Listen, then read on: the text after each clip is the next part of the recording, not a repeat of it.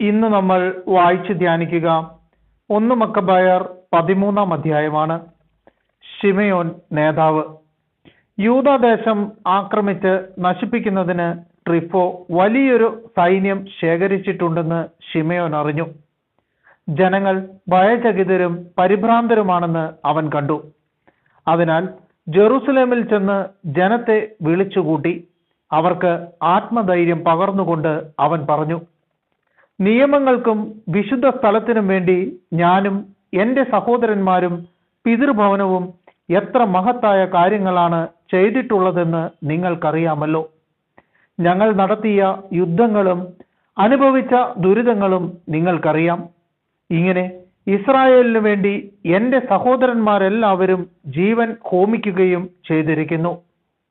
ഞാൻ മാത്രം അവശേഷിക്കുന്നു.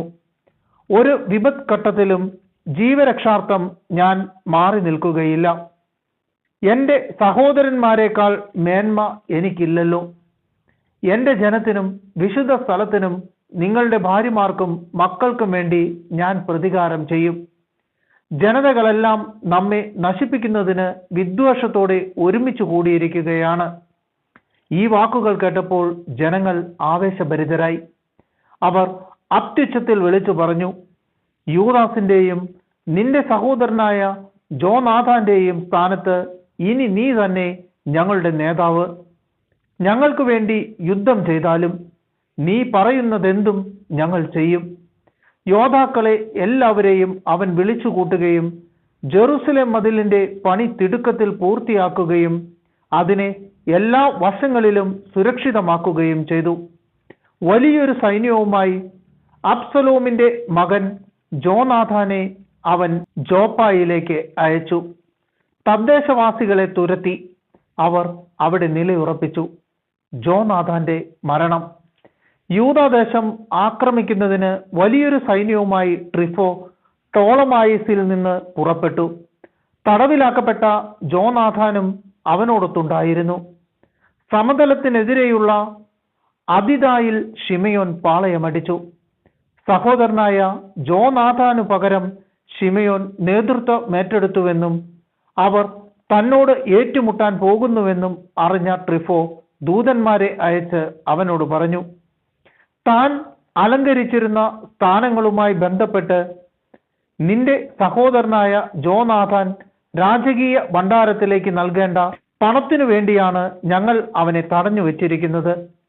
വിമോചിതനാകുമ്പോൾ അവൻ ഞങ്ങൾക്കെതിരെ വിപ്ലവം ഉണ്ടാക്കാതിരിക്കേണ്ടതിന് 100 താലന്ത് വെള്ളിയും ആൾജാമ്യമായി അവന്റെ 2 പുത്രന്മാരെയും തരിക. അപ്പോൾ ഞങ്ങൾ അവനെ വിട്ടുതരാം. ചതി നിറഞ്ഞതാണ് അവന്റെ വാക്കുകൾ എന്നറിഞ്ഞിട്ടും പണവും പുത്രന്മാരെയും കൊണ്ടുവരാൻ ശിമയോൻ ആളയച്ചു. അങ്ങനെ താൻ ചെയ്യാതിരുന്നാൽ ജനങ്ങൾക്കിടയിൽ ഉഗ്രമായ വിദ്വേഷത്തിന് പാത്രമാകുമെന്നും ശിമയോൻ പണവും പുത്രന്മാരെയും അയച്ചു കൊടുക്കാതിരുന്നാലാണ് അവൻ മരിക്കാനിടയായതെന്ന് അവർ കുറ്റപ്പെടുത്തുമെന്നും അവൻ ഭയപ്പെട്ടു. പുത്രന്മാരെയും 100 താലന്തും അവൻ കൊടുത്തുവിട്ടു. എങ്കിലും ട്രിഫോ വാക്കുപാലിച്ചില്ല. ജോനാഥനെ വിട്ടയച്ചതുമില്ല. രാജ്യം ആക്രമിച്ച് നശിപ്പിക്കുക എന്ന ഉദ്ദേശത്തോടെ ട്രിഫോ അദോരയിലേക്കുള്ള മാർഗത്തിലൂടെ ചുറ്റി വന്നു. എന്നാൽ അവർ ചെന്നിടങ്ങളിലെല്ലാം ശിമയോനും സൈന്യവും അവർക്കെതിരെ മുന്നേറിക്കൊണ്ടിരുന്നു. മരുഭൂമിയിലൂടെ വരണമെന്നും തങ്ങൾക്ക് ഭക്ഷണം എത്തിച്ചു തരണമെന്നും ആവശ്യപ്പെട്ടുകൊണ്ട് കോട്ടയിൽ ഉണ്ടായിരുന്നവർ ട്രിഫോയുടെ അടുക്കൽ ദൂതന്മാരെ അയച്ചുകൊണ്ടിരുന്നു. തന്റെ അശ്വസൈന്യത്തോടെ പുറപ്പെടാൻ ട്രിഫോ തയ്യാറായി. എന്നാൽ ആ രാത്രിയിൽ കനത്ത ഹിമപാതമുണ്ടായതിനാൽ പോകാൻ കഴിഞ്ഞില്ല. അതിനാൽ അവൻ ഗിലെയാദ് ദേശത്തേക്ക് കടന്നു. ബാസ്കാമായുടെ സമീപത്തെത്തിയപ്പോൾ അവൻ ജോനാഥാനെ വധിച്ച് അവിടെ സംസ്കരിച്ചു. ട്രിഫോ തിരിച്ച് സ്വന്തം നാട്ടിലേക്ക് മടങ്ങി. ശിമയോൻ തന്റെ സഹോദരനായ ജോനാഥാന്റെ അസ്ഥികൾ എടുപ്പിച്ച് പിതാക്കന്മാരുടെ നഗരമായ മൊദെയിനിൽ സംസ്കരിച്ചു. ഇസ്രായേൽ മുഴുവൻ അതിയായ ദുഃഖത്തോടെ അവനെ ചൊല്ലി വിലപിച്ചു. അനേക ദിവസം അവർ ദുഃഖം ആചരിച്ചു.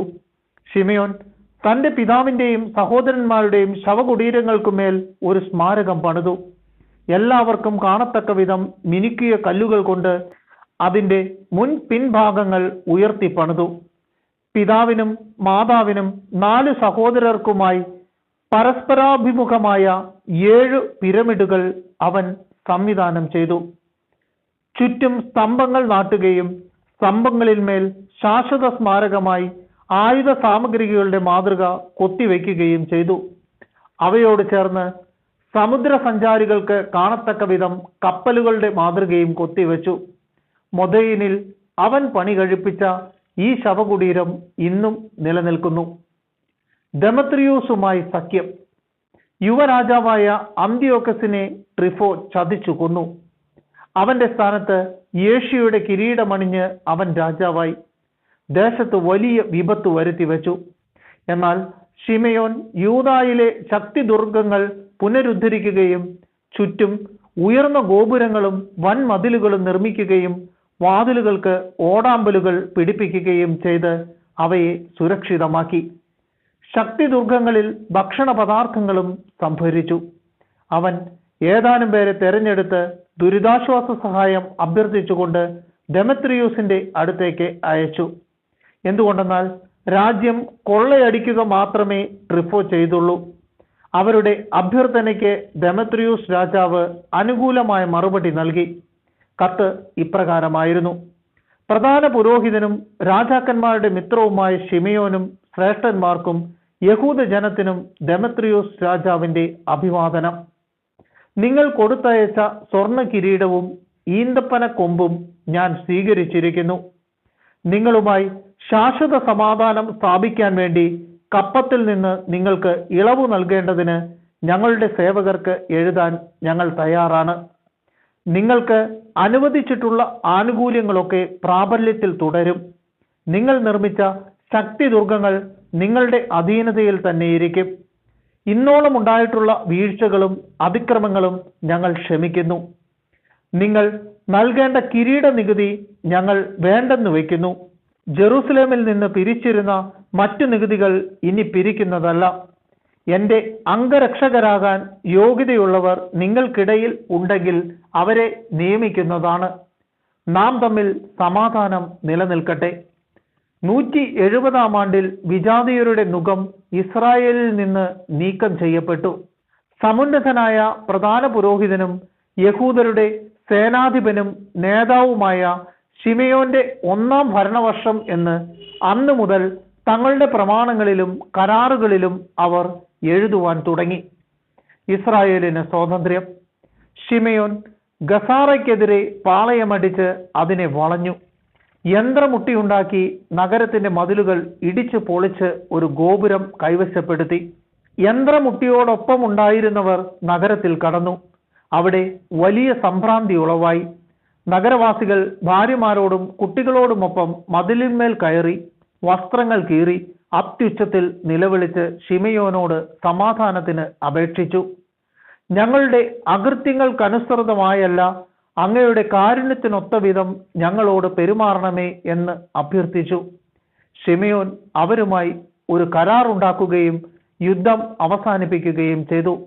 എന്നാൽ നഗരത്തിൽ നിന്ന് അവൻ അവരെ പുറത്താക്കുകയും വിഗ്രഹങ്ങൾ പ്രതിഷ്ഠിച്ചിരുന്ന ഭവനങ്ങൾ ശുദ്ധീകരിക്കുകയും സ്തുതിഗീതങ്ങൾ ആലപിച്ചുകൊണ്ട് അതിൽ പ്രവേശിക്കുകയും ചെയ്തു. അവൻ അതിലെ അശുദ്ധികളൊക്കെ നീക്കി നിയമം പാലിക്കുന്നവരെ അവിടെ വസിപ്പിച്ചു. അതിൻ്റെ കോട്ടകൾ ബലപ്പെടുത്തുകയും തനിക്കായി അവിടെ ഒരു ഭവനം പണിയുകയും ചെയ്തു. ജെറൂസലേമിലെ കോട്ടയിലുള്ളവർ ക്രിയവിക്രയത്തിന് പുറത്തു പോകുന്നതോ അകത്തു കടക്കുന്നതോ നിരോധിച്ചിരുന്നു. തന്മൂലം അവർ വിശന്നു വലഞ്ഞു. അനേകർ പട്ടിണി മൂലം മരണമടഞ്ഞു. സമാധാനത്തിനായി ശിമയോനോട് അവർ കേണപേക്ഷിച്ചു. അവൻ അപ്രകാരം ചെയ്തു. എങ്കിലും അവിടെ നിന്ന് അവരെ ബഹിഷ്കരിക്കുകയും മാലിന്യങ്ങളിൽ നിന്ന് കോട്ടയെ ശുദ്ധമാക്കുകയും ചെയ്തു.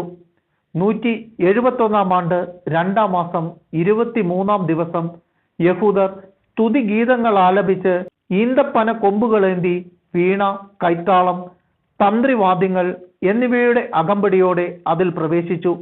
ഇസ്രായേലിന്റെ ഒരു മഹാശത്രു തകർക്കപ്പെടുകയും നീക്കം ചെയ്യപ്പെടുകയും ചെയ്തതുകൊണ്ട് തന്നെ എല്ലാ വർഷവും ആ ദിവസം ആഹ്ലാദപൂർവം ആഘോഷിക്കണമെന്ന് ശിമയോൻ കൽപ്പിച്ചു. കോട്ടയ്ക്കെതിരെയുള്ള ദേവാലയഗിരിയുടെ മതിലുകൾ ബലപ്പെടുത്തി. അവനും സൈന്യവും അവിടെ താമസമാക്കി. തന്റെ മകൻ യോഹന്നാന് പ്രായപൂർത്തിയായി എന്ന് കണ്ട് ശിമയോൻ അവനെ സർവ്വസൈന്യാധിപനാക്കി. അവൻ ഗസാറായിൽ വാസമുറപ്പിച്ചു.